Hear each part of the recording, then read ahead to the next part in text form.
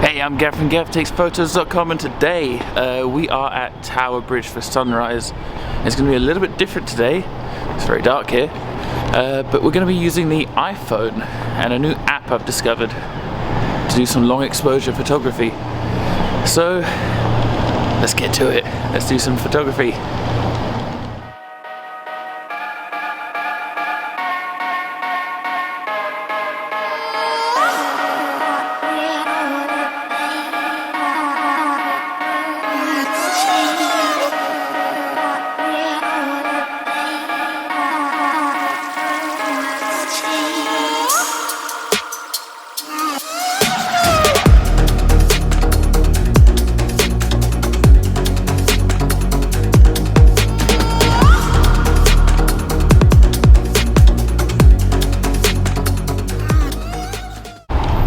Alright, so it's counting down now. I've set up an 8-minute exposure.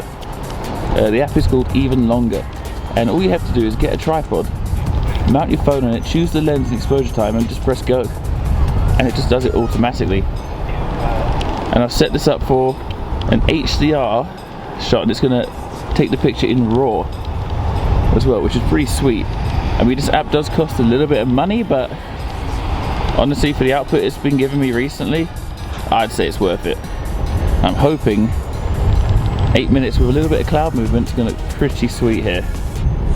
So now just to wait. But this bridge is sort of very popular with photographers for early morning shots. I mean, there's one right there. There was a couple when I turned up originally, but you can kind of see why. You've got the Shard here. Sunrise happens over there behind Tower Bridge. It's a pretty iconic location. You've got Canary Wharf just poking its head through in the background. If you're in London, this is definitely worth a visit. For sunrise, obviously. Sunset, not so much, but you get that. You're ruining my smooth water. You horrible people. Why would you do this to me?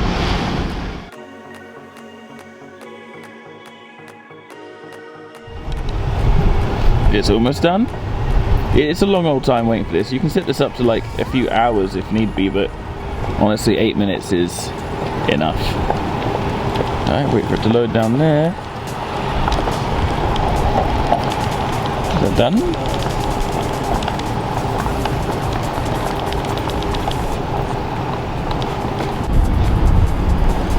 So here we got a little bit of a different setup. I'm shooting up, framing the Shard using this, which I think is pretty sweet. We're also doing a long exposure because that's what we're here for. It's a little bit dodgy here because obviously it's like rush hour and there's people everywhere. So hopefully the long exposure gets a lot of them out of the frame, but we'll see.